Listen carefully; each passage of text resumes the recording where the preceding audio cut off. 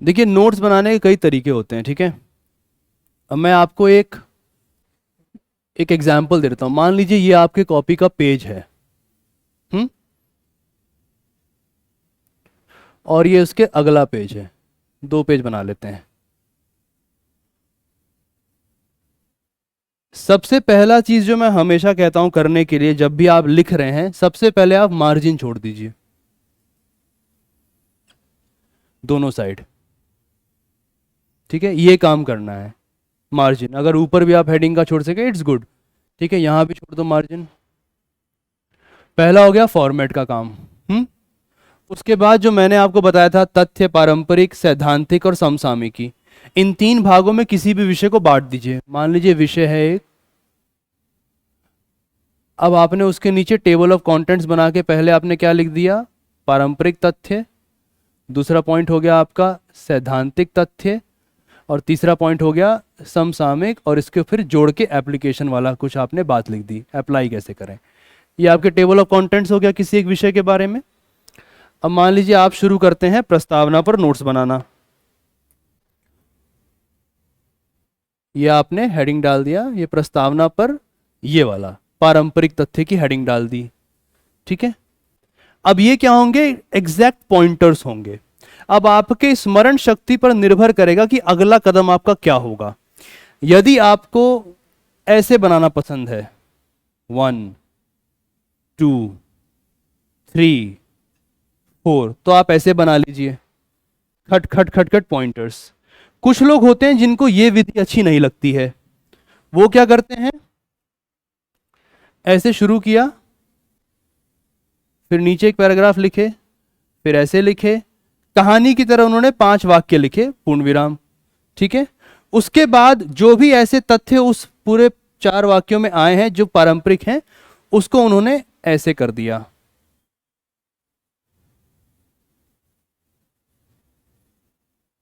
अब इससे क्या होता है, बजाय इसके कि वो खट खट खट खट वाला जो उनको ड्राई लग रहा था, उन्होंने कहानी की तरह इसको पढ़ा और उनके दिमाग में तथ्य जो हैं याद हो गए। तो ये दोनों विधियों का आप प्रयोग कर सकते हैं। एक तो ये होता है, ठीक है, ये समझ में आया। दूसरा होता है, नोट्स में बड़ा ही इंटरेस्टिंग होता है दोनों का प्रयोग करते हुए। मान लीजिए चाहे आप ऐसे बना रहे हो, ठीक है, या आप ऐसे बना रहे हो, ठीक है। दोनों में, दोनों जो भी आपका तरीका हो, या आप ऐसे बना रहे हो।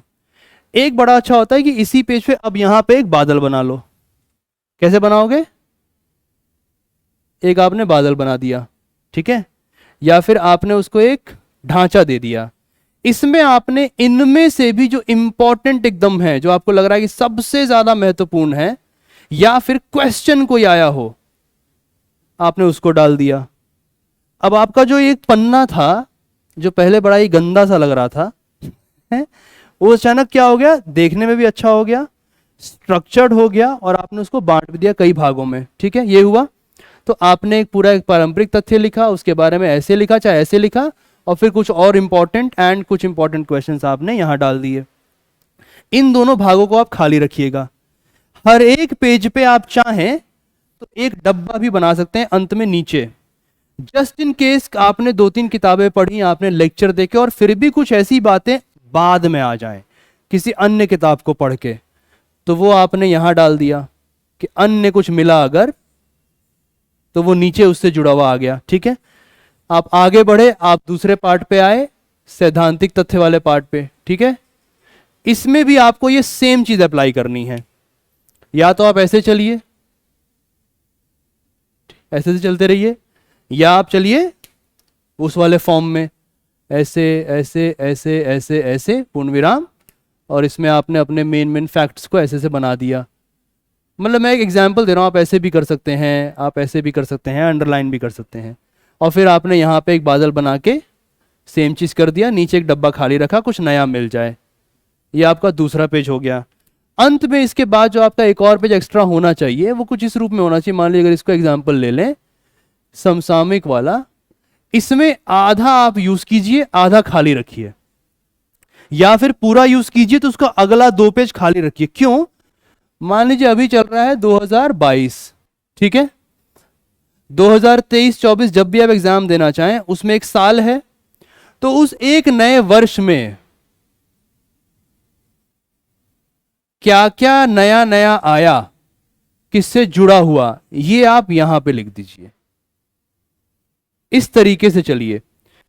मैक्सिमम मान लीजिए प्रस्तावना की बात करें तो आपके जो फुल नोट्स होने चाहिए किसी भी टॉपिक पे, ऐसे प्रस्तावना एक बड़ा टॉपिक है, तब भी मैं कह रहा हूं जो एकदम सारांश वाला नोट्स होगा, मैक्सिमम आपका 5 से 6 पन्ने का जाना चाहिए बस, मैक्सिमम। यानी पेज को ऐसे इस्तेमाल करना है कि 5 से 6 पन्ने में आप निपट जाएं, ठीक है। इसमें एक और बात जोड़ देते हैं, वो धीरे धीरे आ जाएगा, सिस्टमैटिक वे में आंसर करना धीरे धीरे आएगा, क्योंकि जब आप सवाल समझने लगेंगे ना, अभी मैं आपको देना शुरू करूंगा टेस्ट वाइज क्वेश्चंस, और उसको हम वैसे करेंगे कि इसमें ऐसे लिखना था, ऐसे करना था।